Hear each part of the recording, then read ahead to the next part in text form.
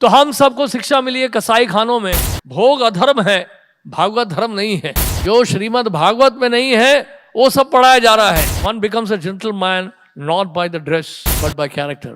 तो प्रहलाद महाराज श्रीमद् भागवत के 7वें स्कंद में कह रहे हैं, कुंभरमाचरित प्राज्ञो धर्मान भागवतामिह दुर्लभम मानुषम जन्म तदपि अर्थदम अध्रुवम। 5 साल की अवस्था से भागवत धर्म की शिक्षा देनी चाहिए, लेकिन उसमें समस्या क्या है? समस्या नहीं है, लाभ है। बचपन से संस्कार मिल जाते हैं भक्ति के, भागवत धर्म के संस्कार बचपन से मिल जाते हैं। और भागवत धर्म क्या सिखाता है? इस संसार से विरक्त होना और भगवान से आसक्त होना। भागवत धर्म का आशय यही है, और कोई आशय नहीं है। नहीं, वासुदेवा भगवती भक्ति योग प्रयोजिता जन्यति आशु वैराग्यम ज्ञानम चयत हृदयम। तो भगवान की सेवा करने से, भगवत सेवा करने से वैराग उत्पन्न तो होगा ही होगा, उसमें कोई संशय नहीं है। और 5 साल की अवस्था अगर भागवत धर्म की शिक्षा दी जाए तो 5 साल की अवस्था से ही वैराग उत्पन्न होना शुरू हो जाता है। इसलिए हमारे पूर्ववर्ती आचार्यगण कोई 12 वर्ष की उम्र में, कोई 8 वर्ष की उम्र में संन्यास लिए हैं। 5 साल की अवस्था में, बचपन में कृष्ण बलराम को सांदीपनि मुनि के आश्रम में भेजा गया है। सुदामा जी भी वहां गए थे। तो वो सब संस्कार हैं, बचपन के संस्कार। एक ही गुरुकुल में पढ़े हैं, वैदिक मंत्रों का उच्चारण किया है, श्रीमद् भागवत का श्रवण किया है, यज्ञ इत्यादि किए हैं, भगवान नाम का उच्चारण किया है, तो विराग तो आएगा ही आएगा। श्रील प्रभुपाद जी से जो पहली बार श्रील गौर गोविंद महाराज मिले थे वृंदावन में, उसके बाद प्रभुपाद जी ने सबसे पहले उनसे प्रश्न पूछा था, हैव यू टेकन सन्यास? लगा नहीं, आई विल गिव यू सन्यास, पहली मीटिंग में। और उसके 1 वर्ष के भीतर ही प्रभुपाद ने उनको कहा सन्यास के लिए तैयार हो जाओ। तो कई शिष्यों ने बोला कि Prabhupada he is too young, he just joined last year, सन्यास लेने वाला है। 1 साल में अगर कोई किसी को सन्यास दिया जाए तो प्रश्न तो उठेगा ही वैष्णव समाज में, भाई 1 वर्ष के अंदर कैसे सन्यास मिल रहा है? हम तो यहाँ 25-30 वर्षों से प्रतीक्षा कर रहे हैं सन्यास के लिए, और ये कल का आया छोकरा, इसको सन्यास मिल रहा है, ये कैसे संभव है? How this is possible? तो प्रभुपाद ने कहा, प्रभुपाद ये तो नए हैं, ही इज न्यू। प्रभुपाद ने कहा, you are new, he is devotee right from birth, ये जन्म से ही भक्त है। तो जन्म से भक्त होने का मतलब क्या है? जन्म से ये सब पढ़ लिया, जन्म से भागवत पढ़ लिया, चैतन्य चरितामृत पढ़ लिया, जन्म से ही, बचपन से ही हरि नाम ले रहे हैं, वैष्णवों का संग किया है, संकीर्तन किया है। तो सन्यास तो संस्कार स्वाभाविक है उनके पास। और हम जैसे जो आधुनिक युवा पीढ़ी के लोग हैं, वो हम तो ऐसे, अब यहाँ पे सब रिकॉर्ड होता है इसलिए ज़्यादा हैवी नहीं बोलूँगा मैं। समस्या ये है, ये ना होता तो बहुत कुछ होता। तो अच्छा, लाइव नहीं है, अच्छा सॉरी, मेरे को सुना है लाइट नहीं है। लाइट तो है, लाइव नहीं है, आज लाइव नहीं है। हाँ, तो हम सबको शिक्षा मिली है कसाई खानों में। We have been trained and educated in the slaughter houses, so there is no question of Bhagavat dharma. उसमें भागवत धर्म का कोई अर्थ ही नहीं है। भोग अधर्म है, भागवत धर्म नहीं है। तो भोग अधर्म का मतलब है बचपन से जहां भोग की शिक्षा दी जाती है, आधुनिक यंत्र तंत्रों के द्वारा, कंप्यूटर, स्मार्टफोन इत्यादि के द्वारा भोग अधर्म की शिक्षा दी जाती है आधुनिक शिक्षा संस्थाओं में, पाठशालाओं में और विश्वविद्यालय में। तो भागवत धर्म का कोई अर्थ ही नहीं है। तो बचपन से इंद्रिय को कैसे तृप्त किया जाए, इसके लिए साधन जुटाया जा रहा है। हमारे युवा पीढ़ी के लोग बचपन में, छोटे छोटे बच्चे जाते हैं स्कूल, पाठशाला भेजा जाता है माता पिताओं के द्वारा, बेटा जाके पढ़ेगा, पढ़ लिख कर इंजीनियर बनेगा, डॉक्टर बनेगा, हमारे बुढ़ापे का सहारा बनेगा। उनको प्रशिक्षण मिल रहा है पाठशाला में, स्कूलों में, और धीरे धीरे वो पढ़ रहे हैं। ये सब पढ़ रहे हैं जो भागवत में नहीं है, जो श्रीमद् भागवत में नहीं है वो सब पढ़ाया जा रहा है। और ये सोच रहे हैं, विचार कर रहे हैं कि ये सब पढ़ने से क्या है, हम लोग क्या हो जाएंगे, मॉडर्न बन जाएंगे, आधुनिक बन जाएंगे, will become more and more civilized. These people are uncivilized people, uncultured people, क्योंकि इन्होंने अभी तक जो है बेडशीट पहना हुआ है। They are not cultured civilised people. बोलते you are not looking like a gentleman, why you are wearing this bed sheet? You should look like a gentleman. This is our culture. Well, in our culture, the gentleman, one becomes a gentleman not by the dress but by character. चरित्र के द्वारा कोई जो है gentleman बनता है, वस्त्रों के द्वारा नहीं बनता है। आपके कल्चर में कोई जेंटलमैन बनता है वस्त्रों के द्वारा, हमारे कल्चर में, संस्कृति में कोई जेंटलमैन बनता है चरित्र के द्वारा। चरित्र का निर्माण वो संस्कृति के द्वारा, वो संस्कारों के द्वारा, जो बचपन से ही प्राप्त होना चाहिए। दुर्भाग्य की बात है आज हमारे इसी भारतवर्ष में, भारत भूमि में ये हमें नहीं मिल रहा है। इसलिए बड़ा मुश्किल हो जाता है। इन संस्कारों को लेकर हम लोग आते हैं इस वैश्य समाज में, भक्ति करना कठिन हो जाता है। जिसके पास बचपन से ही संस्कार है, कल्चर है, उसके लिए भक्ति करना स्वाभाविक है।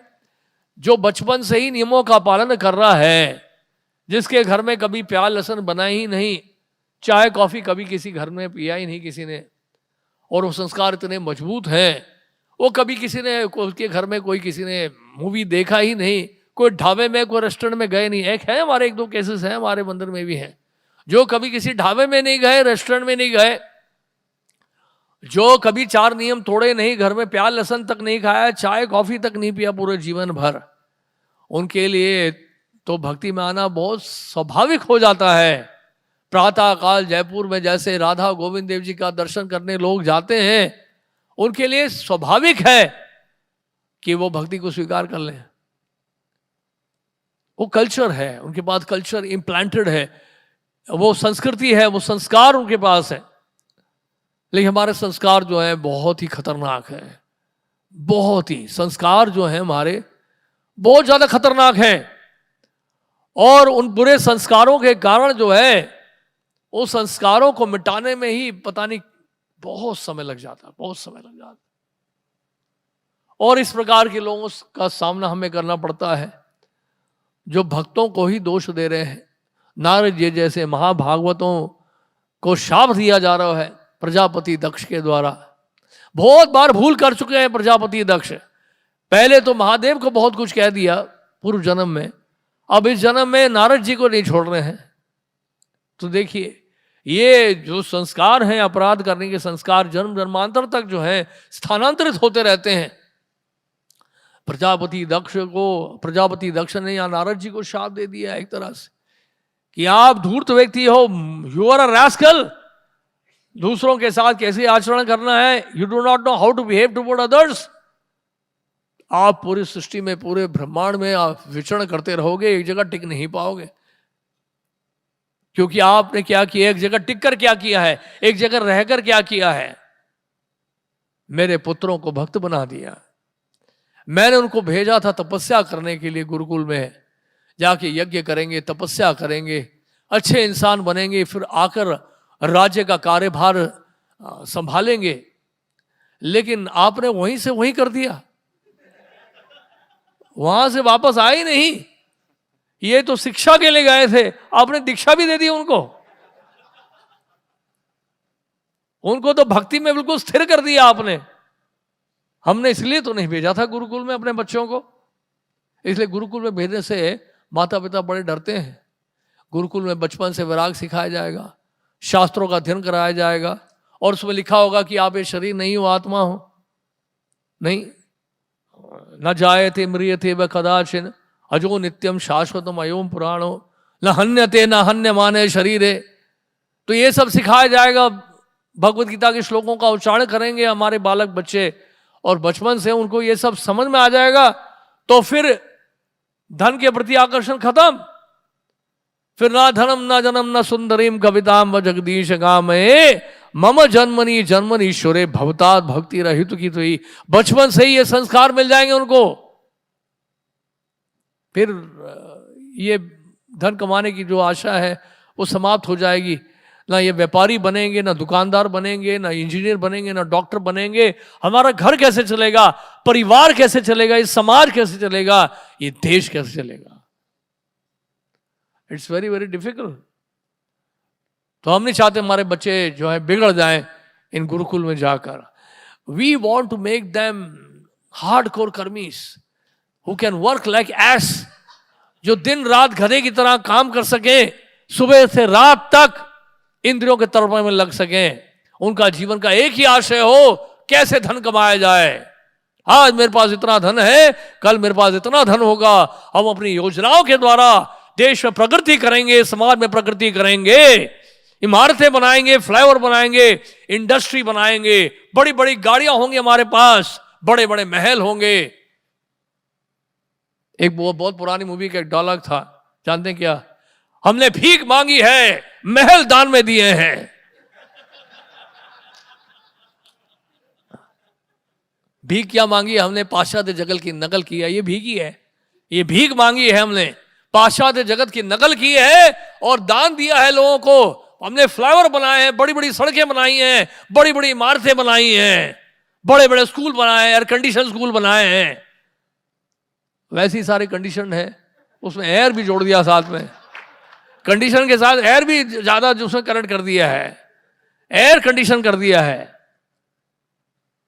बच्चों को स्कूल में भर्ती करने से पहले पेरेंट्स पूछते हैं प्रिंसिपल से, क्लासरूम सर एयर कंडीशन है ना यहाँ पे? हाँ, क्लासरूम भी एयर कंडीशन है, बसेस भी एयर कंडीशन है, टॉयलेट वॉशरूम भी एयर कंडीशन है। और सुबह सुबह ब्रेकफास्ट मिलेगा बच्चों को? हाँ मिलेगा, ब्रेकफास्ट भी मिलेगा, लंच भी मिलेगा, घर जाके डिनर कर सकते हैं। और उनका जो नोटबुक है, उनकी बुक्स हैं, यूनिफॉर्म है, वो स्कूल से दिया जाएगा, उसका एडिशनल पेमेंट होगा। लेकिन सबसे पहले आपको 5 लाख रुपया जमा करना है, ये हमारा एडमिशन का फीस है। तो इस प्रकार धंधा बना के रखा गया है। ये स्कूल्स और कॉलेजेस जो हैं, ये सब क्या है? व्यापार के केंद्र बन गए हैं, बिजनेस सेंटर बन गए हैं। एजुकेशन कुछ नहीं है इनके लिए, इनका कोई उद्देश्य नहीं है आपको पढ़ाना, आपको शिक्षित करना, केवल आपको भ्रमित करना है कि आप कैसे इंद्रियों का तर्पण कर सकें बस, और कैसे आपका शोषण करके आपसे अधिक धन लूट सकें, और कोई आशा नहीं है। बचपन से कैसे आपको एक कॉर्पोरेट गाय बनाया जाए ताकि गाय ना रहे आप, बिल्कुल क्या बन जाए? गधे बन जाए। How to become a corporate ass, इसका प्रशिक्षण मिलता है, इसकी ट्रेनिंग मिलती है बचपन से ही। और आजकल तो इतना बिगड़ गया है समाज। एक बहुत पुरानी मूवी का एक सॉन्ग था, देख तेरे संसार की हालत क्या हो गई भगवान, कितना बदल गया है हमारा देश। अभी देखिए कोविड का जमाना, मैं 1970s की बात कर रहा हूं। श्रील प्रभुपाद मॉर्निंग वॉक में अपने शिष्यों के साथ डिस्कस कर रहे हैं। हिजूल तमाल कृष्ण गोस्वामी महाराज बता रहे हैं, श्रील प्रभुपाद, आज सुबह ही सुना था मैंने, वो कह रहे हैं कि प्रभुपाद आजकल तो बहुत ही सब कुछ बिगड़ा हुआ मामला है। अमेरिका की बात बता रहे हैं, 1970s में चल रहा है ये सब ऑलरेडी। और बता रहे हैं श्रील प्रभुपाद जी को कि प्रभुपाद अभी तो स्कूल्स कॉलेजेस में सब कुछ कोएड हो गया है, और कुछ हॉस्टल्स हैं, यूथ हॉस्टल्स हैं, जहां पर वहां पे एक साथ ही रह सकते हैं लड़के लड़कियां, एक ही इमारत में, एक ही कमरे में, they can live in the hostel. तो लिव इन फॉर व्हाट? तो वहां पे एक ही हॉस्टल में रह रहे हैं सब युवा और युवती, क्या है? पढ़ने के लिए, एजुकेशन के लिए, पढ़ाई करेंगे बैठ के। बताइए, सोच के देखिए, ये कैसे पढ़ाई होगी? सोच के देखिए आप। और ऐसे स्कूल्स में एडमिशन फुल रहता है, क्योंकि पता है यहां पर कोएड है और इस तरह की व्यवस्था है, धनाधन वहां पे इतना एडमिशन हो जाता है, लाइन लग जाती है वेटिंग लिस्ट में, नो वैकेंसी, एडमिशन फुल। उनको कई सारे ब्रांचेस खोलने पड़ते हैं। ऐसा धंधा है, ऐसा पैसा कमाने का नया नया धंधा खोला गया है। और वहाँ पे तो एक कोड हॉस्टल हो गया, यहाँ पे दिल्ली में भी है, आईआईटी में है, आईआईटी में भी कई जगह हो गया है। और इवन वहाँ पर भी school of planning and architecture Indraprastha estate में, वहाँ एक बार प्रोग्राम किया था हमने, वहाँ पे कोएड है बिल्कुल। कोएड मतलब क्या है? कोएड मतलब वो जमाने वाला कोएड नहीं, मॉडर्न कोएड है ये। एक ही इमारत में, एक ही बिल्डिंग में, एक ही रूम में they are staying together, living together to get educated. तो ये बहुत बहुत ही बिगड़ा हुआ मामला है। और इसलिए आप सब बड़े भाग्यशाली हैं। देखिए, आप लोगों को देखकर बड़ा अच्छा लग रहा है, मुझे बड़ी प्रसन्नता हो रही है कि इतने सारे युवा भक्त जो हैं समझदार हो गए, बुद्धिमान हो गए हैं, जो श्रील प्रभुपाद जी के कहने पर यहां पर आ गए। So you are the most intelligent people in the entire universe. ये श्रील प्रभुपाद जी के प्रचार का प्रभाव है। नारद जी ने तो यहाँ पर प्रजापति दक्ष के 10,000 पुत्रों को पहले, बाद में 1,000 पुत्रों को बना दिया भक्त। उसके लिए वो परेशान हो रहे हैं। अब श्रील प्रभुपाद जी ने पूरे विश्व भर में बना दिया, 10,000 11,000 किया, लाखों लाखों करोड़ों भक्त बना दिए प्रभुपाद जी ने। ऐसा चमत्कार कर दिया श्रील प्रभुपाद जी ने। तो ये स्कूल्स और कॉलेजेस की बहुत बुरी हालत है। ऐसा है, जब तक आप प्रचार नहीं करोगे ना, तो ये बस पूरे देश का जो है अंत हो जाएगा। आतंकवाद के लिए अब बॉम्ब और AK-47 की आवश्यकता नहीं है। वो क्या कर रहे हैं, हमारी युवा पीढ़ी को नुकसान पहुंचाने के लिए, उनको खत्म करने के लिए नाना प्रकार की योजनाएं बना रहे हैं।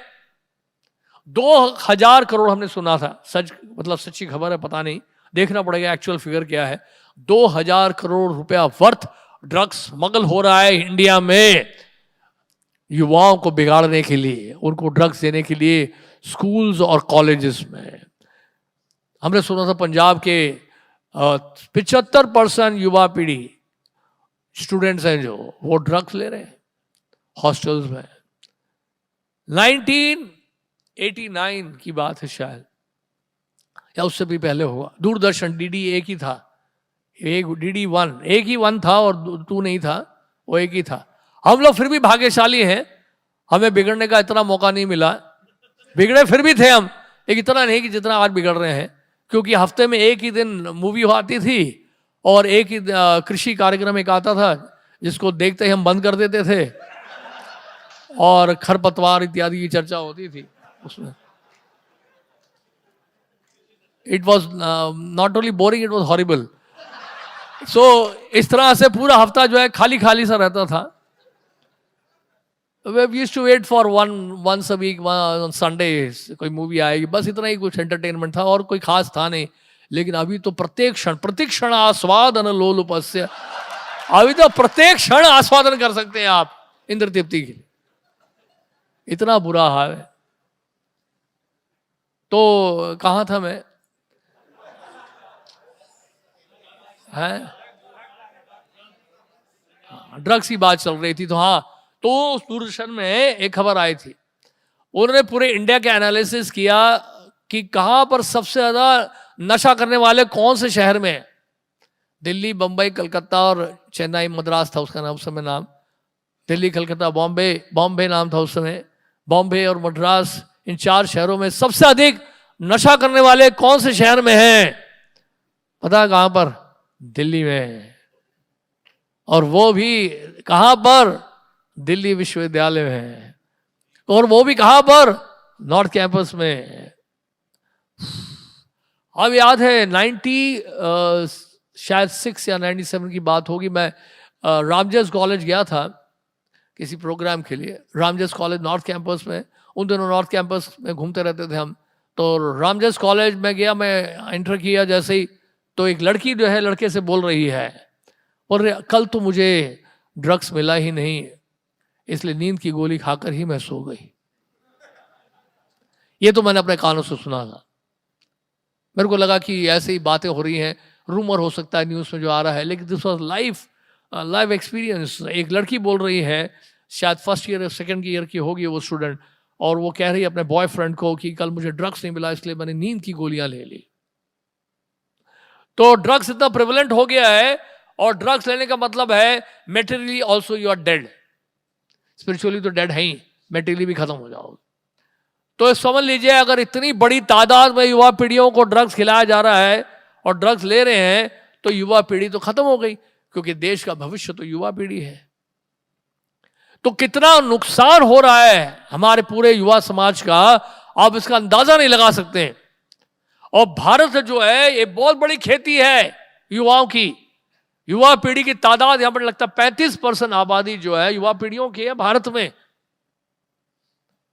कितनी बड़ी समस्या है। Social evils of alcohol, drugs, pornography.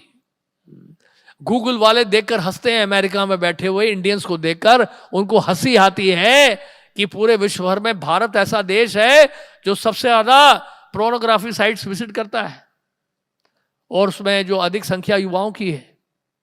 क्योंकि आपने जो इतना बड़ा दूत दे दिया है, स्मार्ट दूत, सबको हाथ में पकड़ा दिया है बचपन से ही आपने संस्कार दे दिए हैं स्मार्टफोन के, उसको लेके घूम रहे हैं बच्चे। तो इस तरह से जो है भागवत धर्म की शिक्षा ना देने के कारण ये दुष्प्रभाव पड़ रहा है हमारे पूरे देश में, पूरे मानव समाज में। तो इस तरह से जो है बहुत सारी घटनाएं हैं, और इस तरह से बच्चे जो है बिगड़ जाते हैं। वॉशिंगटन पोस्ट में एक न्यूज आया था। अब देखिए क्या होता है, ड्रग्स लेने का जो है क्या क्या जो है बुरा परिणाम हो सकता है। वॉशिंगटन पोस्ट में रियल घटना है, असली घटना मैं सुना रहा आपको। एक घर में एक बच्चा थोड़ा बड़ा ही हो गया है, हो गया 10-12 साल का होगा, और उसके जो पेरेंट्स है डेली झगड़ा करते हैं, माता पिता झगड़ा कर रहे हैं, और बच्चे ने स्मोकिंग करना शुरू कर दिया। वह नॉर्मल है, जैसे प्रभुपाद बता रहे थे, मैं बता रहा था, तमाल कृष्ण गोस्वामी महाराज श्रील प्रभुपाद जी को बता रहे हैं कि सब कुछ कोएड होता जा रहा है। और वहां पे कह रहे थे कि गवर्नमेंट ने भी ये लॉ पास कर दिया है कि जो इवन जो जिम्स हैं जहाँ पे लोग एक्सरसाइज करने जाते हैं, वहाँ भी सब कुछ कोएड होगा, एक ही जगह पे सब एक्सरसाइज करेंगे, boys and girls. Yoga classes भी होंगी, वो सब एक साथ होंगी। तो जो भी ध्यान लगाया जाएगा वो सब एक साथ लगाएंगे ध्यान।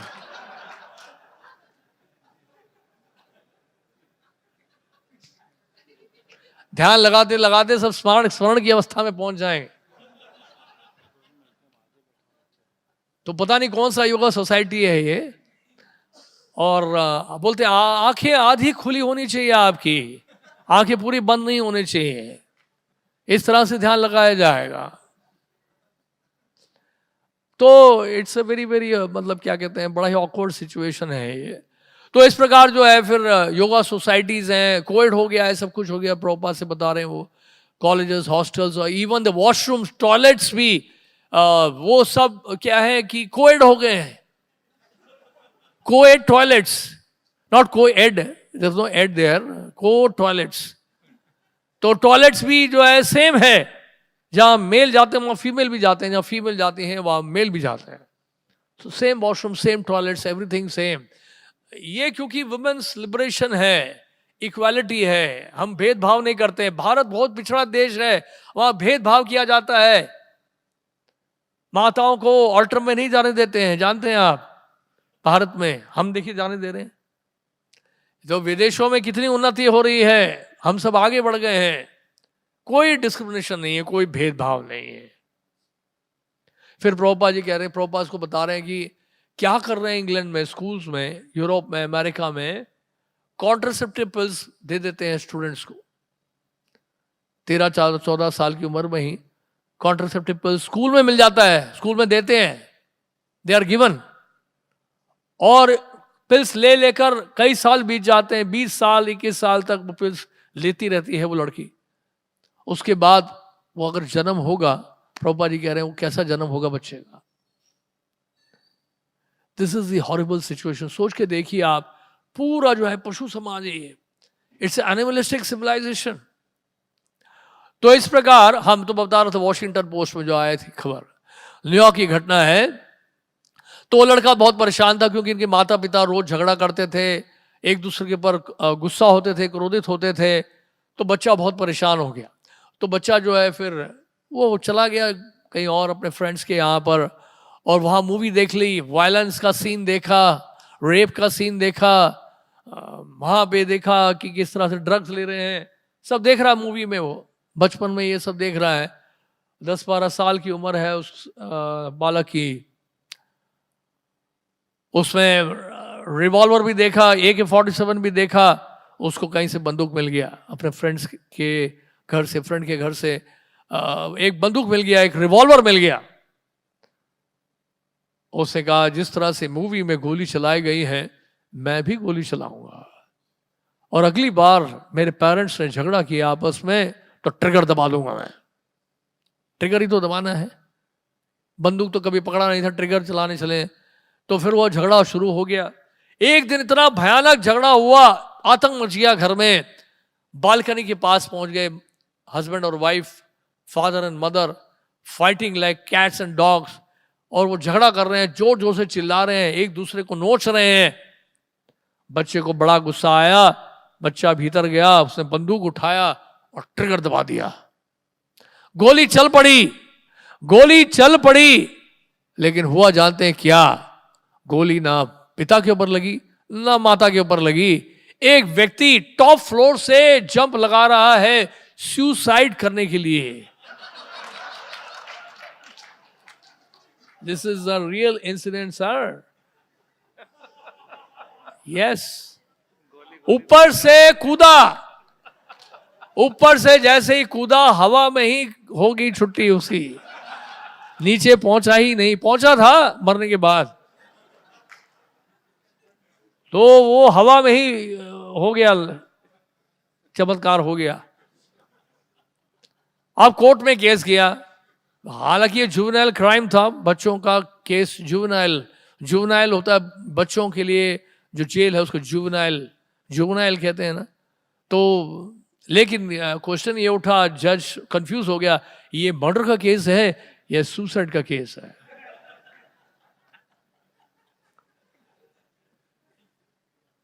क्योंकि सुसाइड तो ऊपर वाले ने किया है, वो ऊपर उसने सुसाइड किया ही नहीं होता, छलांग मारी नहीं होती तो गोली लगी नहीं होती, और से गोली मारी नहीं होती तो वो मरा नहीं होता हवा में, नीचे जाके तो मरना ही था उसको। और ये तो माता पिता को मार रहा था, तो अटेम्प्ट टू मर्डर का भी केस लग सकता है। तो what kind of case it is? It was so confusing. Anyway, बच्चे को जुवेनाइल उसमें भेजा गया, जो भी है, पता नहीं क्या फैसला हुआ था उसके बाद। तो ऐसे ऐसे केसेस होते हैं। और एक और केस, एक लड़का और लड़की झगड़ा कर रहे हैं, बहुत आपस में झगड़ा हो गया। पहले उनके आपस में लव अफेयर था, और टॉप फ्लोर में, बिल्डिंग में टॉप फ्लोर में हीटेड डिस्कशन चल रहा था। और तो लड़का बहुत ज़्यादा हताश होकर उतर आया नीचे लिफ्ट से। नीचे जैसे आया और उसी समय वो लड़की ने छलांग मारा ऊपर से, सुसाइड। तो लड़की ने छलांग में जब मारा ऊपर से, टॉप फ्लोर से, वो नीचे आके गिरी लड़के के ऊपर ही।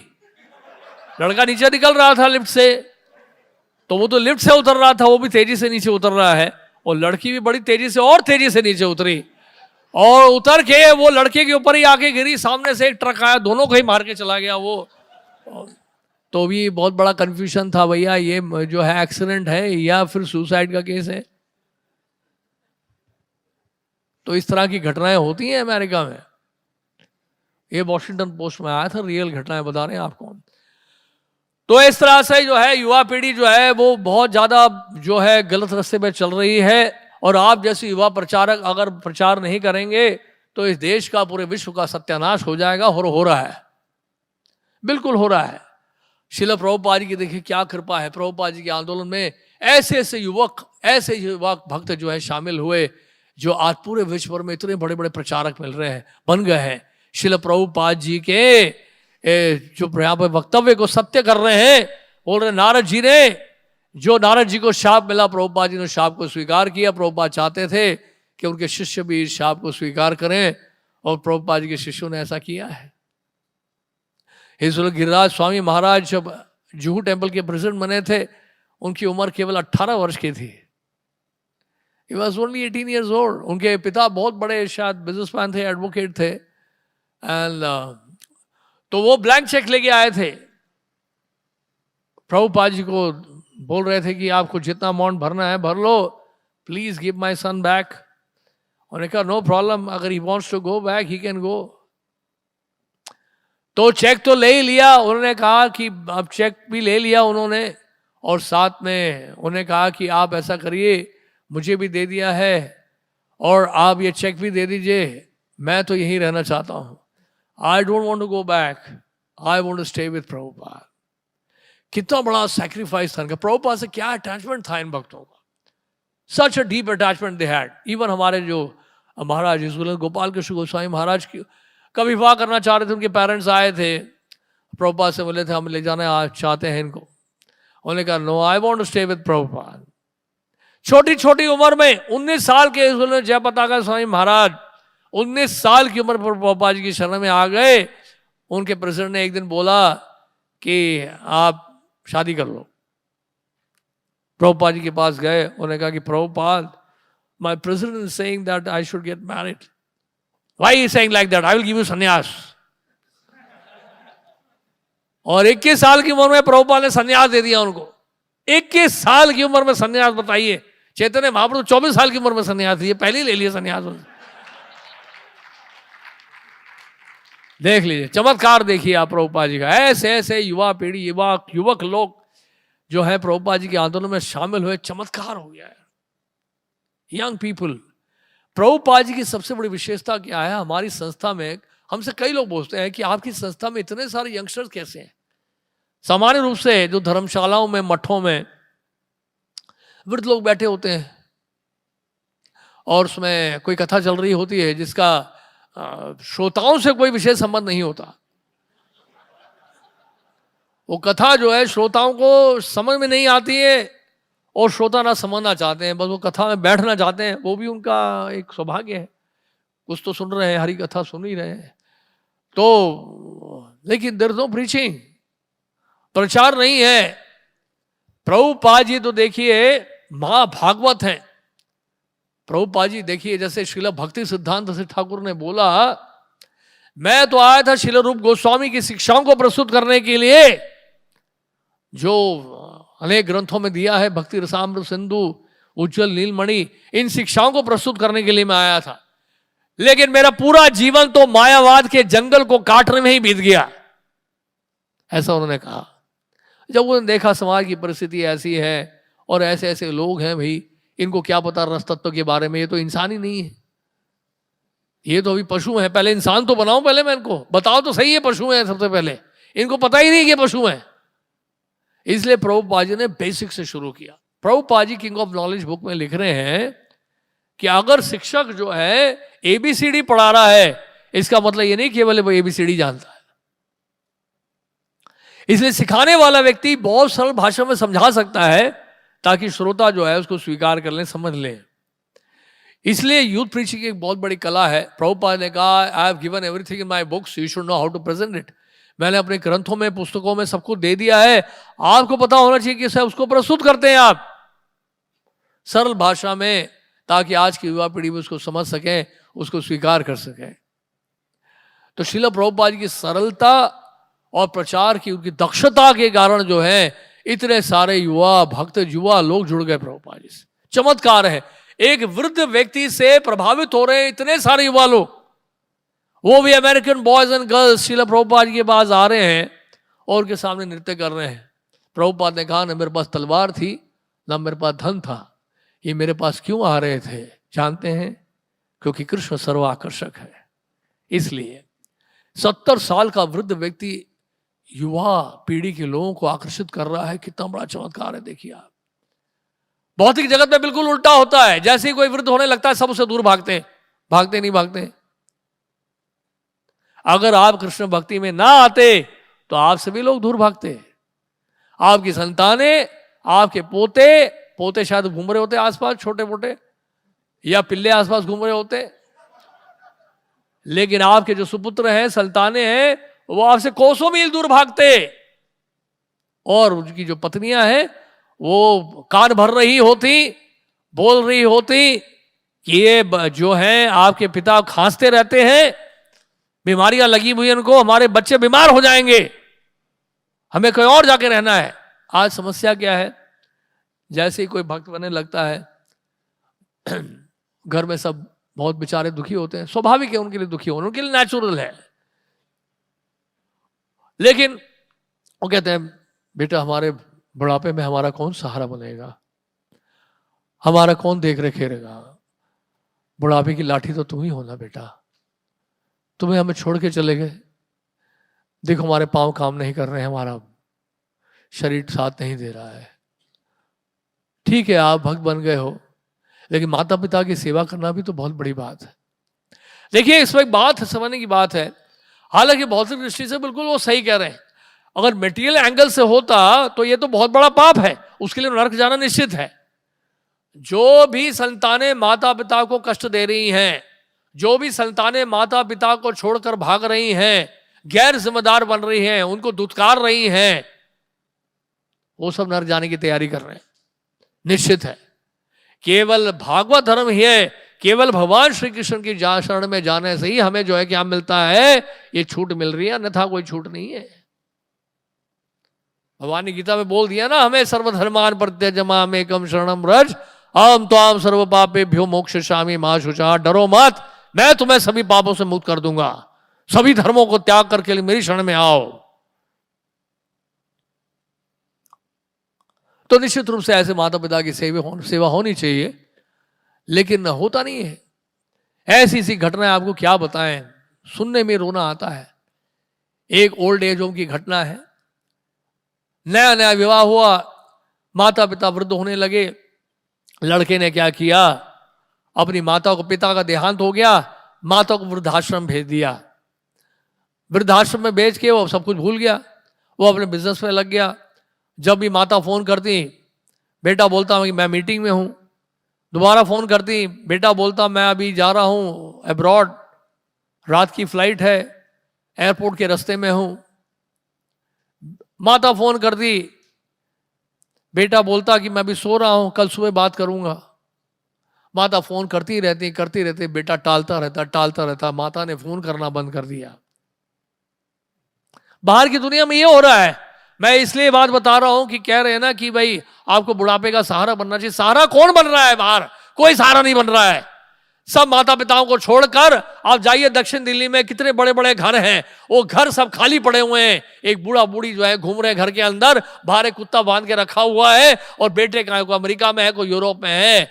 कभी कोई अच्छा होगा थोड़ा बहुत तो पैसे थोड़े भेज देते होंगे, अन्यथा कोई देखता भी नहीं, पूछता भी नहीं, ना फोन कोई करता है। इतना बुरा हाल है समाज का, आप सोच भी नहीं सकते। कौन देखता है? कोई नहीं देखता। जैसे आप वृद्ध होने लगते हैं, आपसे लोग दूर भागने लगते हैं। ये 100% फैक्ट है, कोई मक्खी भी नहीं पूछेगा आपको। आप पहले रहे होंगे बहुत बड़े जो है ऑफिसर रहे होंगे, बहुत बड़े इंजीनियर रहे होंगे, बहुत बड़ा स्टेटस रहा होगा, चेयरमैन रहे होंगे कंपनी के, फलाना टकाना रहे होंगे। जैसे बूढ़े होकर रिटायर करते हैं, मक्खी भी नहीं आता आपके घर में, कोई फोन भी नहीं उठाएगा आपका। जो लोग आपको दिन रात फोन करते थे, वो आपका एक भी कॉल नहीं उठाएंगे। ये कड़वा सच है इस संसार का।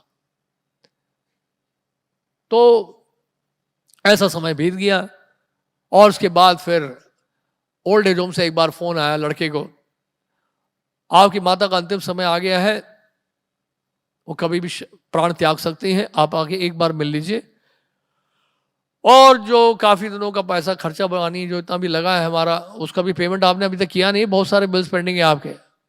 और ठीक है मैं आता हूं। सारा बिल्स का पेमेंट कर दिया। माता से पूछा, माता सब कुछ ठीक तो है ना? माता ने देखा कि बेटा भी जो है अब वृद्ध हो रहा है, उसकी भी उम्र बढ़ रही है।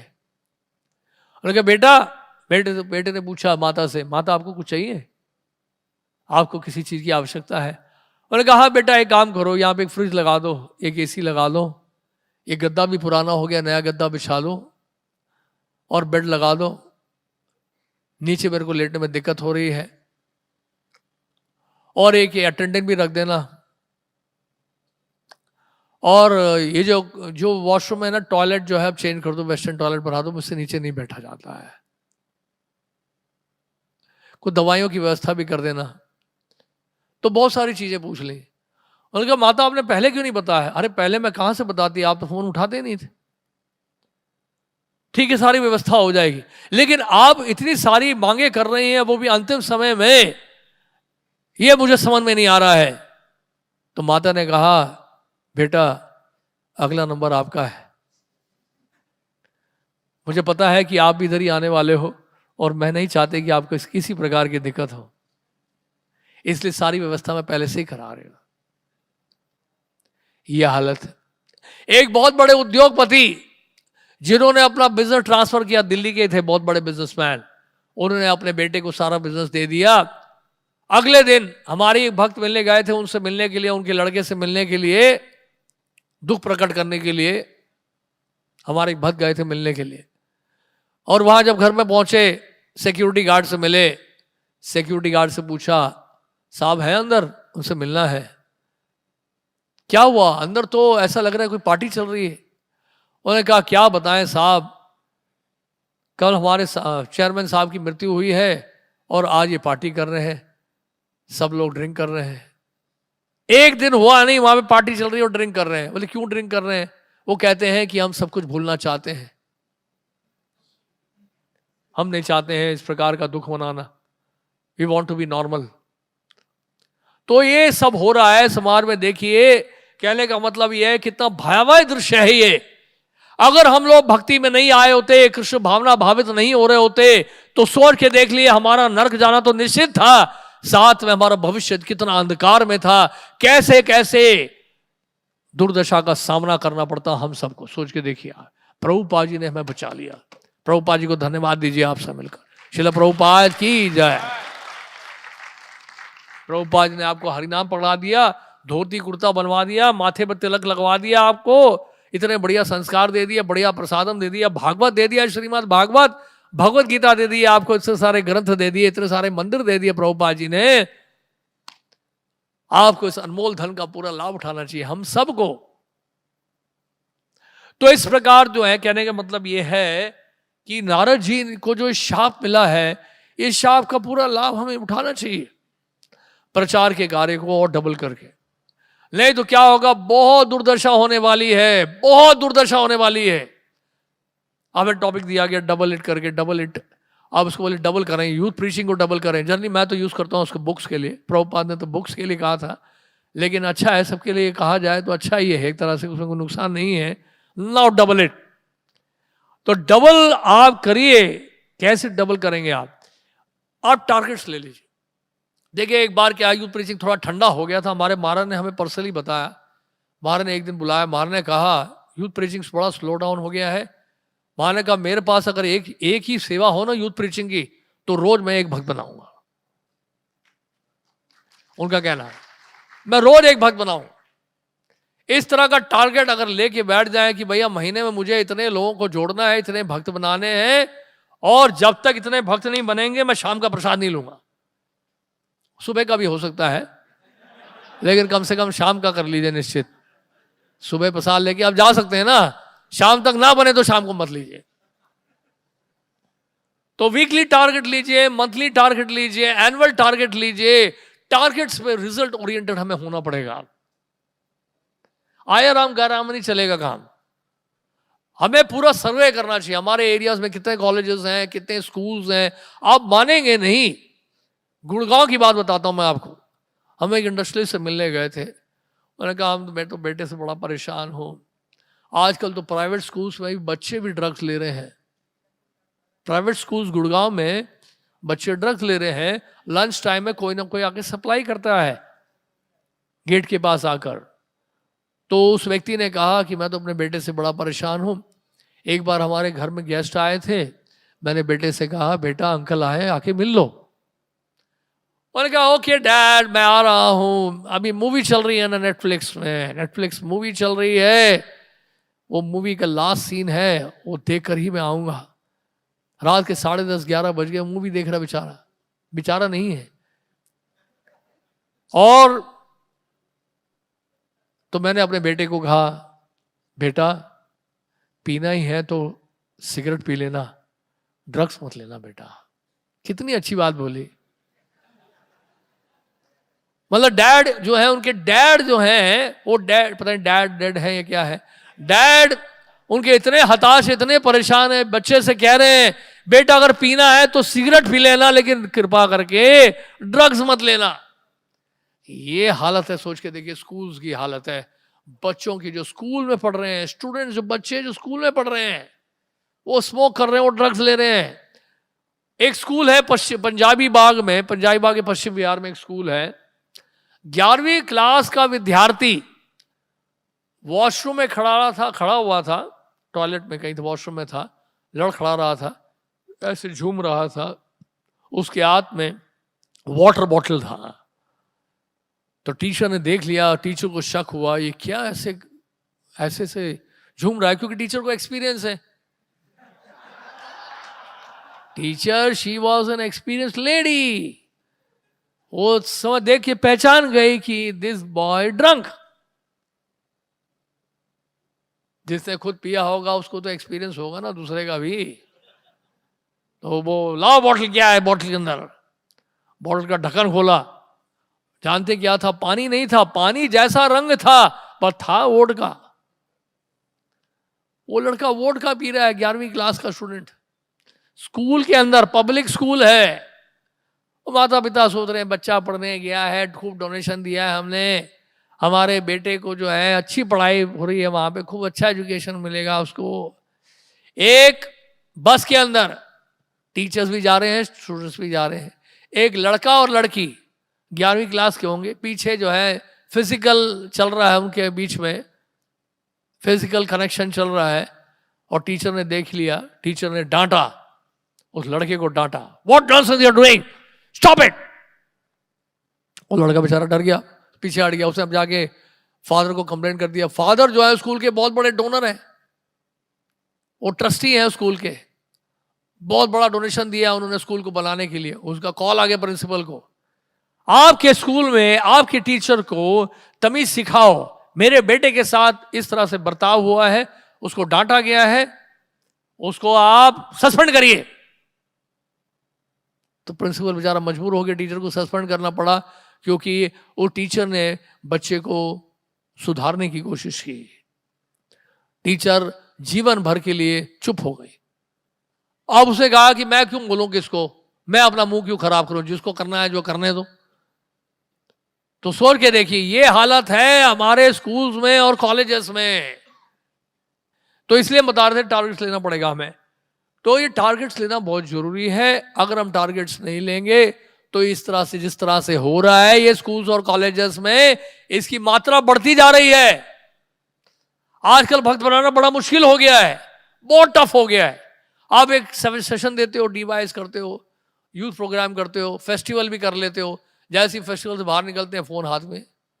जो भी आपने पढ़ाया, जो भी सिखाया, जो भी दिखाया, कुछ ही क्षणों में वो सब भूल जाते, दे आर अगेन लॉस्ट। इतना इल्यूजन स्ट्रांग हो गया है। अरे बाहर की युवा पीढ़ी तो छोड़ो, हमारे भक्त भी बुरा ना माने इसमें फंस गए हैं। हम भी फंसे हुए हैं इसमें, जो आपके साथ रखा हुआ है। सारी स्मार्टनेस खत्म हो गई इस स्मार्टफोन के द्वारा। तो इसलिए पहले खुद को तो संभाल लें हम। नहीं, ये जो आधुनिक यंत्र तंत्र मिले, माया का ऐसा अस्त्र है ये हमारे वैश्य समाज में युवा पीढ़ी है उनको खाली कर देगा ये। अभी पीछे स्वामीनारायण में भी ऐसा हुआ था कि वहां पर बहुत सारे जो इस वेश में जो युवा भक्त थे, जो भी थे उनके सदस्य, वो छोड़ दिया आश्रम इसी फोन के कारण। एल्यूरमेंट बहुत ज्यादा स्ट्रांग है इसमें। तो आज के समय हम इसलिए बता रहे थे कि आज के समय भक्त बनाना जो है बहुत ही कठिन है। It's very very difficult. Amogh Lila Prabhu जैसे प्रचारक से प्रभावित हो जाते हैं, और जब ये थोड़ा सा ह्यूमरस होकर समझाते हैं तो लोग आकर्षित भी होते हैं, लेकिन अपना जीवन कमिट नहीं कर पाते इनको। क्यों? क्योंकि इनके जैसे एंटरटेन करने वाले और भी लोग हैं, लेकिन वो कृष्ण की ओर नहीं जोड़ रहे हैं। तो इसलिए क्या है, इनका प्रभाव तो पड़ता है, लेकिन दूसरी ओर से भी प्रभाव बहुत भारी तरीके से पड़ रहा है। इसलिए लोग जो है गायब हो जाते हैं। इसलिए हमारे प्रचार को, हमें हमारी संख्या को बढ़ाना है, प्रचार को बढ़ाना है, हमारी भजन साधना को बढ़ाना है, इसमें कोई कमी नहीं लानी है। जितने हम स्पिरिचुअली स्ट्रांग रहेंगे उतना हमारा आउटपुट अच्छा रहेगा। साधना हमारी जितनी वीक रहेगी, हमारा ग्रंथों का अध्ययन, हमारी अपनी साधना इतनी मजबूत होनी चाहिए, इसका आधार इतना मजबूत होना चाहिए कि माया का कितना भी प्रभाव पड़े उसका प्रभाव हमारे ऊपर ना पड़े। कलयुग में माया का प्रभाव बढ़ता जाएगा धीरे धीरे, आप देखते जाएंगे। अभी तो शुरुआत है, ये फोन तो केवल एक सैंपल है, अभी देखिए आगे क्या क्या होता है। इसलिए क्या है, हमें साधना को बड़ा अच्छा रखना है। प्रातःकालीन साधना, हमारी इस मंगल आरती में आना, महामंत्र का जप करना, श्रीमद् भागवत का श्रवण करना, प्रत्येक दिन ग्रंथों का अध्ययन करना बहुत जरूरी है। ये ग्रंथ नहीं पढ़ेंगे ना हम लोग, हमारे हृदय में जो गंभीरता है वो गंभीरता समाप्त हो जाएगी। स्पिरिचुअली हम लोग वीक हो जाएंगे, फिलोसॉफिकली जितना वीक होंगे हमारा मन जो है भगवान के चरणों में स्थिर नहीं होगा। इसलिए क्या है, फिलोसॉफिकली बहुत स्ट्रांग होना पड़ेगा हमें, ताकि हमारा इंटेलिजेंस इतना शार्प हो इंटेलिजेंस, हमारा इंटेलिजेंस, कि माया को देखते ही उस इंटेलिजेंस के द्वारा उस माया को कट कर सके हम, फिलोसॉफिकल एंगल से आप सब कुछ देख सके। प्रभुपाद जी इसलिए कहते हैं, one who advance in Krishna consciousness is able to philosophise every situation. वो प्रत्येक परिस्थिति को क्या कर सकता है, फिलोसोफाइज कर सकता है। तो फिलोसोफाइज तभी करेंगे जब फिलोसफी होगी हमारे पास। अब फिलोसफी है ही नहीं तो फिलोसोफाइज क्या करेंगे हम लोग। इसलिए अगर सर्वे किया जाए, बुरा ना माने, हम में से कितने भक्त हैं रोज जो है प्रभुपाद की बुक्स कम से कम 1 घंटा पढ़ते हैं? हाथ खड़ा करें, बुरा मत मानिएगा, संख्या मुझे पता है बहुत कम होगी। मुझे आश्चर्य नहीं हो रहा है, मुझे इस बात का विश्वास है कि हम ग्रंथ नहीं पढ़ रहे हैं। और ग्रंथ जितना नहीं पढ़ेंगे, देखिए बुरा मत मानेगा, हमारे संस्था में देखिए कई लोग पता क्यों आ रहे हैं, एंटरटेनमेंट के लिए। चलो वो भी ठीक है, एंटरटेनमेंट है, नाचना कूदना भी है, बढ़िया प्रसादम भी है, नहीं हरे कृष्णा रॉक डांस भी है, और उसके बाद बढ़िया बढ़िया पास्ता पिज़्ज़ा भी है, सब कुछ है। तो नेचुरली यंगस्टर्स अट्रैक्ट होते हैं। लेकिन अगर आप देखें कितने लोग कमिटमेंट है, कितने लोगों का कमिटमेंट है फिलॉसफी से। फिलॉसफिकली अगर कमिटेड नहीं है, फिलॉसफिकली अगर वो आंदोलन से नहीं जुड़े हैं, वो लंबा नहीं चलेंगे। आ तो जाएंगे, एंटरटेनमेंट भी हो जाएगा उनका, लेकिन वो कमिटमेंट जो होता है लंबे समय तक, वो तभी होता है जब उन लोगों का फिलॉसफी में इंटरेस्ट आता है।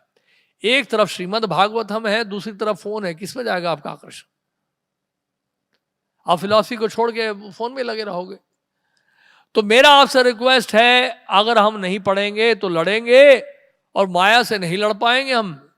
माया बहुत शक्तिशाली है, माया बहुत प्रभावशाली है। 10,000 प्रजापति दक्ष के पुत्रों को भक्त बनाने की योग्यता नारद जी के पास थी। वो महारथ ही है कि 10,000 लोग एक साथ भक्त बना सकते हो। जैसे भीष्म पितामह प्रत्येक दिन 10,000 योद्धाओं का वध करते थे, नारद जी 10,000 ऐसे संतानों को भक्त बना देते हैं एक साथ। उसके उनके पास इतनी शक्ति है, इतना पावर है उनके पास, उनके दर्शन करने मात्र से लोग भक्त बनते हैं। नारद जी के कितने बड़े बड़े शिष्य हैं, देखिए श्रील प्रभुपाद जी के वैसे थे, श्रील प्रभुपाद जी का दर्शन करने मात्र से लोग भक्त बन जाते थे। शहीद सच्चिदानंद स्वामी महाराज बता रहे थे कि प्रभुपाद जी का दर्शन करने मात्र से मैं प्रभावित हो गया। उनके दर्शन में इतनी पावर थी, इतनी शक्ति थी। हमारे पास वो पावर नहीं है, हमारे पास वो शक्ति नहीं है। तो देखिए शहरों में रहना आजकल बहुत खतरे से खाली हो गया है। शहरों में माया का प्रभाव बहुत ज्यादा है, इसलिए ग्रंथ ही हमें बचा सकते हैं। प्लीज आपसे रिक्वेस्ट है, ग्रंथ पढ़िए, थोड़ा जल्दी उठ जाइए। अगर दिन में नहीं पढ़ा जाता है, शाम को नहीं पढ़ा जाता है, प्रातःकाल जल्दी उठ जाइए। हमारे आंदोलन में बहुत सारे भक्त हैं, बहुत सारे लीडर्स हैं इस्कॉन में, जो मंगल आरती से पहले भागवत पढ़ते हैं, ग्रंथ पढ़ते हैं प्रभुपाद जी का। एक नहीं है, बहुत सारे हैं। और उस समय जो अध्ययन होता है ब्रह्म मुहूर्त में, वो ग्रंथ में एक एक अक्षर जो है आपके दिमाग में घुसेगा और आपको ऐसा मजबूत कर देगा, ऐसी ढाल डाल देगा आपके ऊपर, माया का कोई भी प्रकोप आपके ऊपर जो है प्रभाव नहीं डाल पाएगा। करके देखिए आप। हो सकता है कि थोड़ी माला आपकी कम हो जाएगी, क्योंकि माला आप हो सकता है मंगल आरती से पहले भी कर रहे हो, लेकिन अगर वो कर लेंगे ना, आप ऐसे मजबूत हो जाएंगे, कोई आपको नहीं हिला पाएगा। वो जरूरी है आपके लिए, हम सबके लिए जरूरी है। हम सबके लिए ये ग्रंथों का अध्ययन अनिवार्य है। श्रील प्रभुपाद जी तभी प्रसन्न होंगे हमसे जब हम खुद पढ़ रहे हो, नहीं तो दूसरों को क्या प्रचार करेंगे बताइए हम। ये बहुत बड़ा दुर्भाग्य है। हमारे पास कुछ ही ऐसे प्रीचर्स हैं, 5 6 7 8, जिनका नाम गिन के हम बोलते हैं भाई ये पॉपुलर है। हमारे पास तो सैकड़ों हजारों भक्त होने चाहिए ऐसे। हर गली कूचे में ऐसे भक्त होने चाहिए जिनको पूरी दुनिया सुनना चाहती हो। उसके लिए आपको ये पढ़ना पड़ेगा। प्रभुपाद की बुक्स पढ़िए, सब कुछ है, सारा मसाला दिया है प्रभुपाद ने, एक से बढ़कर एक खजाना है इसके अंदर। श्रीमद् भागवत पढ़ के देखिए, मास्टरपीस है श्रील प्रभुपाद जी का श्रीमद् भागवत। जो श्रीमद् भागवत पढ़ लेगा उसको हिलाना बड़ा मुश्किल है। अब पढ़ के देखिए श्रीमद् भागवत, ऐसा ग्रंथ प्रभुपाद जी, ऐसा श्रीमद् भागवत का अनुवाद किया है, अमेजिंग है। एक बार अपने नेक्टर रिलीज कर लिया है ग्रंथों का, आप देखिए ऐसा नशा, ये दुनिया का कोई नशा नहीं आपको सताएगा। इसलिए 16 माला का जप ध्यान पूर्वक करना, ग्रंथों का अध्ययन करना। देखिए क्या आने वाले लोग ना हमें देखते हैं, अगर हम नहीं पढ़ेंगे ना तो आने वाली जो पीढ़ी है, युवा पीढ़ी है, वो भी नहीं पढ़ेगी। वो सोचेगी कि एंटरटेनमेंट के लिए संस्था बनाई गई है, थोड़ा नाचना कूदना होता है, फिर प्रसादम होता है, सोचेंगे ये हमारी संस्था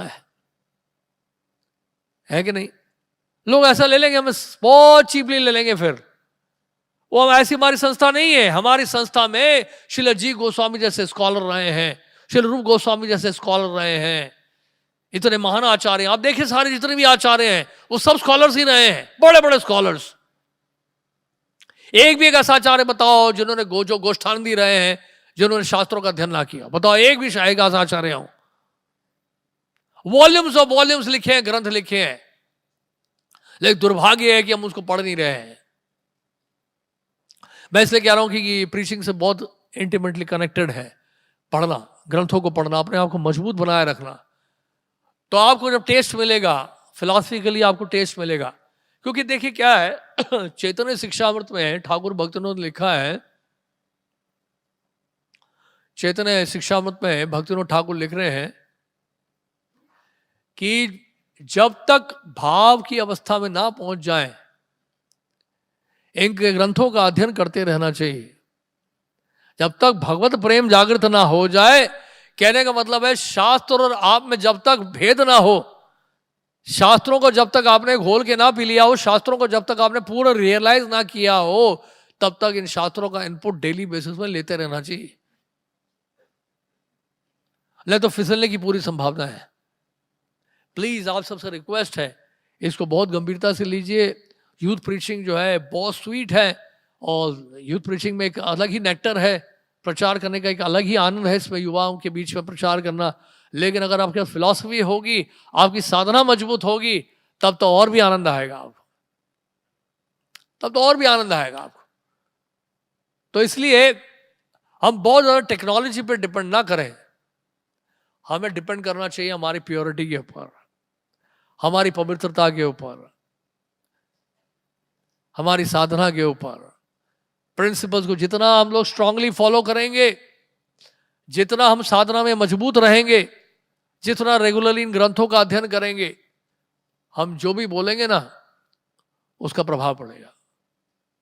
नहीं तो क्या है कि फिर बस आय राम गाय राम है, थोड़े बहुत हम लोग इकट्ठे कर लेंगे, वो भी हमारे जैसे हो जाएंगे, फिर कुछ समय के बाद वो भी गायब और हम भी गायब।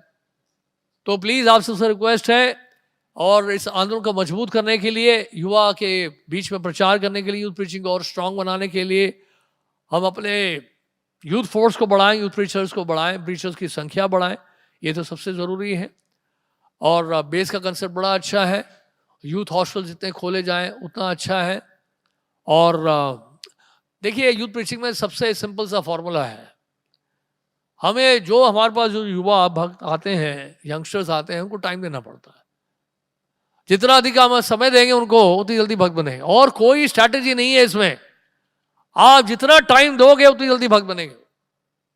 समय देना पड़ता है बस यूथ प्रीचिंग लड़कों को लेके बैठना पड़ता है, घंटों घंटों घंटों उनसे डिस्कस करना पड़ता है, टाइम देना पड़ता है, केयर करना पड़ता है, उनकी काउंसलिंग करनी पड़ती है। तो समय जितना देते जाएंगे वो आप भक्त बनते जाएंगे आपके संघ के प्रभाव। संघ के प्रभाव से बनते हैं भक्त।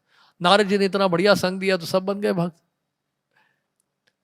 तो आपके संघ का प्रभाव बढ़ेगा, हमारे संघ का प्रभाव जब पड़ेगा, जब हमारी चेतना उस तरह की होगी, साधना हमारी मजबूत होगी, हमारे ग्रंथों का अध्ययन इतना मजबूत होगा, वो प्रभाव जो है युवा पीढ़ियों में पड़ेगा, तो जल्दी बनेंगे भक्त।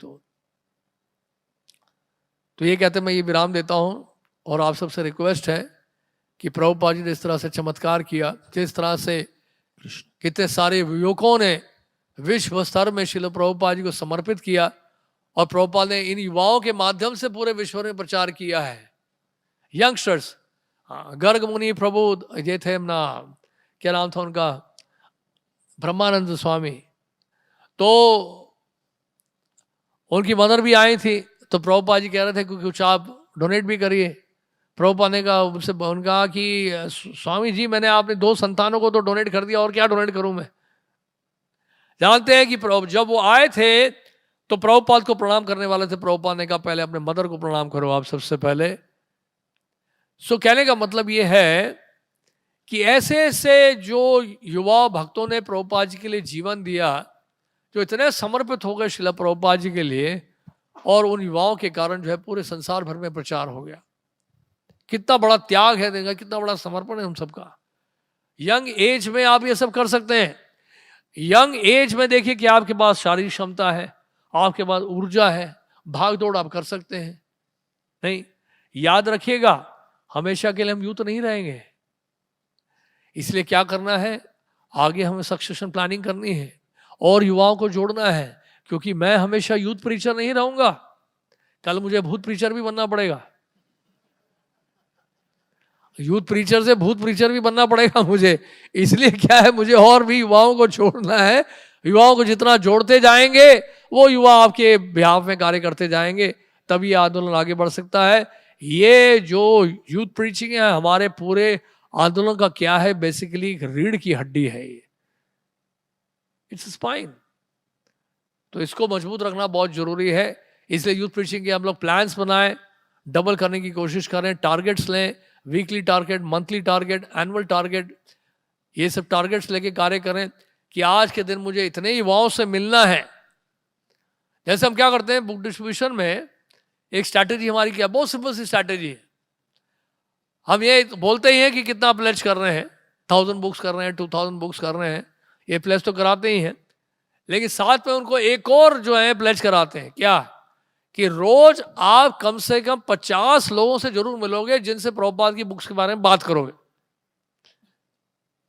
वो भले किताब ले या ना ले, आपने टारगेट बना लिया कि I will meet at least 50 people every day, I will meet 100 people every day.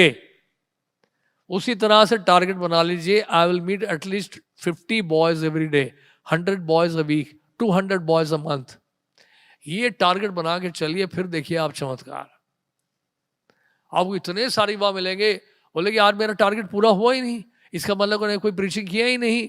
Late me go to the college, let me go to the schools, let me go to the youth hostels. कितने सारे युवा हैं, और इस देश में बड़े बड़े शहरों में तो युवाओं की कोई कमी नहीं है। और ऐसे लोगों के पास जाएं, ऐसे कॉलेजेस में जाएं जहां पर हम इतने सारे युवाओं से जरूर मिलेंगे रोज। तो हमें से प्रत्येक यूथ प्रीचर को इस प्रकार का टारगेट लेना चाहिए कि I will meet this number of boys every day. तो अपने आप का डबल होने लग जाएगा। जितना संपर्क करेंगे, जितना आप मिलेंगे, जितना लोगों से बात करेंगे, जितना प्रीचिंग बढ़ाते जाएंगे, तो आपको पता लगेगा। देखिए क्या होता है, 10 किलो के दूध में क्रीम कितना मिलेगा, 10 किलो के दूध में कितना मिलेगा मक्खन, 1 किलो थोड़ा सा मिलेगा। और 100 किलो के दूध में कितना मिलेगा, 200 किलो दूध में कितना मिलेगा, है कि नहीं। तो इसलिए आप जब बड़े लेवल पर जब अप्रोच करेंगे तो उसमें से क्रीम निकलेगा आपको ज्यादा। प्रभुपाद जी ने क्रॉस मैदान में बॉम्बे में पंडाल प्रोग्राम किया, रोज प्रत्येक दिन 20 से 30 हजार लोग आते थे। तो उसी में से निकले ना हिजोल राधानाथ स्वामी महाराज और लोकनाथ स्वामी महाराज निकले, उसी में से तो निकले हैं। तो आज जब भारी संख्या में, बड़ी संख्या में अप्रोच करते हैं लोगों को, तो क्रीम भी ज्यादा निकलेगा। तो ये मास स्केल में प्रीचिंग करने का ये लाभ होता है। तो सबके अपने अपने एडवांटेजेस हैं। तो इसलिए ये टारगेट बना के हम लोग चलें। तो बहुत फायदा होगा। हरे कृष्ण। श्रील प्रभुपाद की जय। जय। कोई प्रश्न है? एक आध हिजरेश प्रश्न है? मोहन प्रभु जी की जय। टाइम हो गया है। क्योंकि समय काफी हो गया, तो बस एक या दो सवाल ही हम ले पाएंगे। ओके, किसी का सवाल? यस, हाँ जी, आगे आ जाइए, कोई नहीं। जीवन में आगे बढ़िए।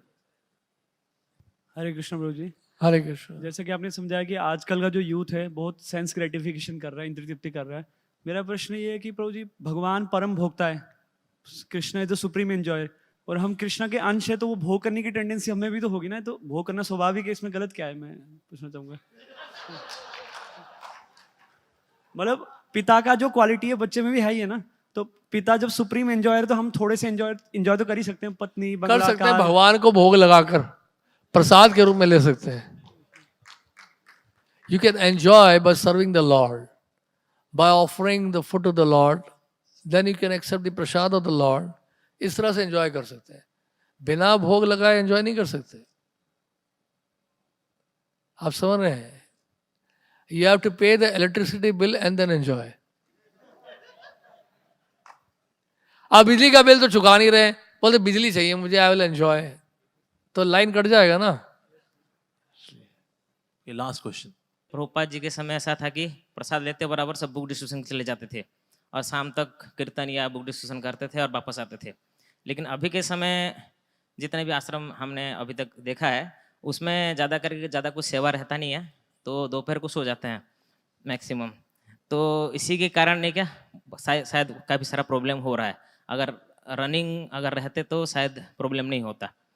तो अगर एक तो सेवा ज़्यादा क्रिएट किया जाए, जैसे डबल एड वाला 50 लोगों से डेली मिलना है, ऐसा अगर कंपलसरी कर दिया जाए तो बहुत अच्छा होगा। या फिर उनको साधना, जैसे आप 16 कह रहे थे, तो 32 टारगेट दिया जा सकता है क्या? तो उसमें क्या प्रॉब्लम है कि नहीं है? प्रॉब्लम है, क्योंकि 32 माला बोलेंगे तो बोलेंगे माला पूरी नहीं हुई प्रभु जी मेरी, बाद में अभी 16 माला के लिए वही बोलते हैं। 16 माला मिनिमम ठीक है, एकादशी में 25 राउंड ठीक है। पॉइंट ये, हमारा पॉइंट ये था कि हमें स्पिरिचुअली अपने आप को बिजी रखना है। मॉर्निंग में जाते हैं, इवनिंग में बिजी, इवनिंग में अगर फ्री है तो इवनिंग में भी आप प्रोग्राम अटेंड कर सकते हैं, इवनिंग में भी रीडिंग कर सकते हैं। पॉइंट ये है कि लेकिन ऐसा नहीं होना चाहिए कि भाई आपको बोल रहे हैं प्रीचिंग का प्रोग्राम है तो बोल रहे हैं मेरी माला पूरी नहीं हुई। एक्चुअली कुछ लीडर्स हैं जो, जैसे आप बोल रहे हैं कि प्रपद बुक रीडिंग करो, कुछ लोग बोलते हैं कि चैंटिंग ज़्यादा करो, तो इसमें थोड़ा सा बैलेंस करके चलना है। देखिए, चैंटिंग भी जरूरी है, रीडिंग भी जरूरी है, दोनों ही करना पड़ेगा। रीडिंग भी जरूरी है, क्योंकि चैंटिंग नहीं करेंगे जो पढ़े ना वो समझ में नहीं आएगा। अगर हम चाहते हैं जो पढ़े हैं वो समझ में आए, तो उसके लिए चैंटिंग जरूरी है। चैंटिंग से प्योरिफिकेशन होगा, तो दोनों जरूरी है, लेकिन बैलेंस करके चलना है हमें। देखिए अभी सुनना, क्या नाम है, ग्रेस रेवती रमन प्रभु का बहुत सुंदर लेक्चर था हमारे दिल्ली टेम्पल में, बड़ा अच्छा बताया उन्होंने कहा कि बहुत अधिक नहीं खाना है, बहुत कम नहीं खाना है, भगवत गीता के अनुसार। बहुत अधिक नहीं सोना है, बहुत कम नहीं सोना है, सोना डबल नहीं करना है। सोने की बात की थी आपने अभी, कहीं बोला सोना भी डबल करना है। जी, 1 घंटा सोते थे हम 200 घंटा सोएंगे। सोना डबल नहीं करना, सोना कम करना है। और फिर होगा बहुत कम सोना या बहुत अधिक सोना, बहुत कम खाना, बहुत अधिक खाना। और ने कहा कि बहुत अधिक भजन करना और बहुत कम भजन करना, बहुत अधिक सेवा करना और बहुत कम सेवा करना, ये सब नुकसानदायक होगा। कोई कह रहा मैं बहुत दिन से पूरी दिन सेवा करूंगा, मैं सुबह 4:30 बजे निकल जाऊंगा यूनिवर्सिटी में, क्योंकि सुबह सुबह भी वहाँ पे बच्चे खड़े रहते हैं, कुछ वाइन शॉप्स में और क्या है बियर शॉप्स में बाहर खड़े रहते हैं लाइन लगाए, या मॉल से भी बहुत सारे यंगस्टर्स निकलते हैं सुबह सुबह, तो 4:30-5 बजे भी मैं पहुँच जाऊँगा। वो नहीं करना है हमें।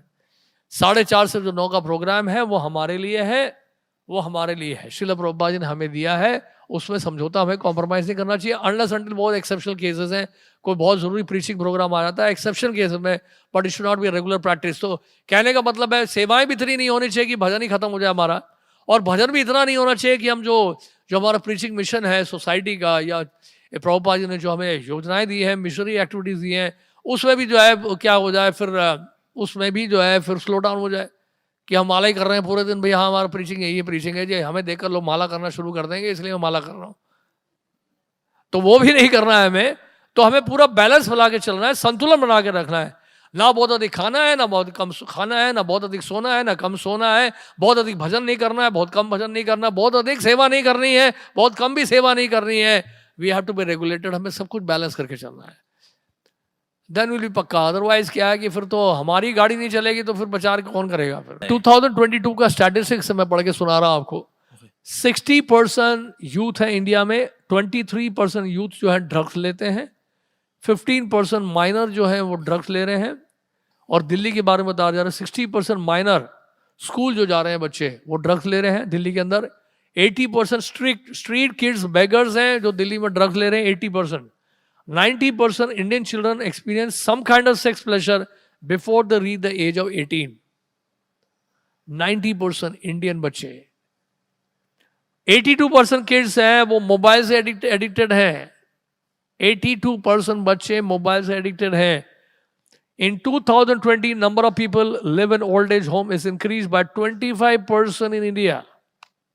ये है दुर्दशा हमारे देश की। मेरा भारत महान।